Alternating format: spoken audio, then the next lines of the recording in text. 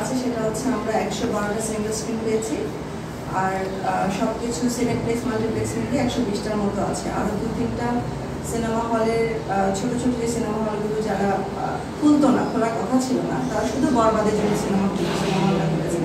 আর আপনারা যেহেতু জানেন যে আমাদের গভর্নমেন্টের এই প্রবলেমগুলোর কারণে, আমাদের গভর্নমেন্ট চেঞ্জ হওয়ার কারণে অনেকগুলো সিনেমা হল বন্ধ হয়ে গিয়েছে, অনেকগুলো সিনেমা হল ভেঙে ফেলেছে। সো 8-10টার মতো সিনেমা হল নাই, যেটা গত বছর ছিল। তো ওই হিসেবে আমার মনে হয় যে আমরা ম্যাক্সিমাম সিনেমা হলটাই পেয়েছি। আর এখন পর্যন্ত অনেকেই চেষ্টা করছে সিনেমাটা নেওয়ার জন্য। আর হাই রেন্টালের ব্যাপারটা আসলে কি, যে এখন এই সময়তে সবার কাছে হাই রেন্টাল মনে হচ্ছে, কারণ বিগত 9 মাস ধরে সিনেমা হলগুলো বন্ধ ছিল, কোনো সিনেমা ছিল না।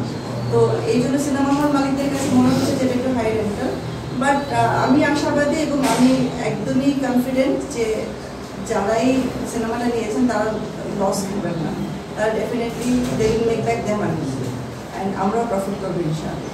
রেন্টালের ব্যাপারে আমরা শুনছিলাম যে রেকর্ড করেছে বরবাদ। কোথাও আমরা দেখছিলাম সোশ্যাল মিডিয়াতে যে 13 লক্ষ টাকা দিয়ে কেউ নিয়েছে, 10 লক্ষ টাকা দিয়ে নিয়েছে। অ্যাজ এ প্রডিউসার আপনি একটু নিশ্চিত করবেন কিনা, মানে হাইস্ট কত দিয়ে রেন্টাল গেছে? 13 লাখের রেন্টালটা আপনি যেটা শুনছেন এটা কারেক্ট। আর একটা ব্যাপার কি, সব সিনেমা হলে 13 লাখ টাকা দিতে পারে না, যেগুলো বড় সিনেমা হল তারাই দেয়, যাদের সিটিং ক্যাপাসিটি বেশি। আর যারা ছোট ছোট সিনেমা হল, তার কি মফস্বলের সিনেমা হলগুলো কি করে 13 লাখ টাকা দেবে, যেটা সবাই মনে করে। অনেকে মানে বলছে যে বরবাদের প্রডিউসার মার্কেট থেকে এখন 10 কোটি টাকা উঠিয়ে দিয়ে কি করে সম্ভব হয়? আমাদের তো এত ছোট সিঙ্গেল স্ক্রিন অনেক কমে গেছে।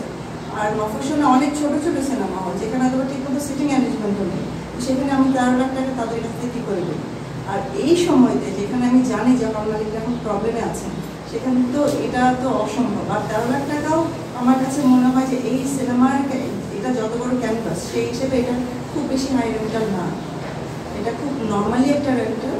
এবং তারা বুঝেই, হল মালিকরা বুঝেই টাকাটা দিয়ে দিয়েছেন, তা তারা নিজেরাই এটা অফার করেছেন। আমি এখন তাদের সাথে এটা নিয়ে কোনো নেগোসিয়েটর করি যে এটা বেশি দিতে হবে, কম দিতে হবে, এমন কোনো নেগোসিয়েশন হয়। তারা বুঝে যেটা বলেছেন, আমার কাছে মনে হচ্ছে যে না, তাদেরও পাশে থাকা উচিত। যতটুকু আমি পাশে থাকতে পেরেছি আমি বলেছি।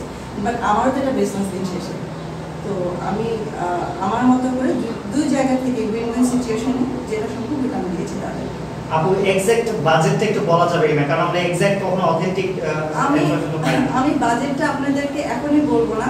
আপনার সিনেমাটা দেখে এসে আরেকবার আসেন, আরেকবার কথা বলবো, তখন আপনারা বলবেন যে আপু বাজেটটা আমরা যেটা শুনেছিলাম ঠিক কি না ঠিক, তখন আমি বলবো। এখন পর্যন্ত যেটা বলা হচ্ছিল যে বরবাদ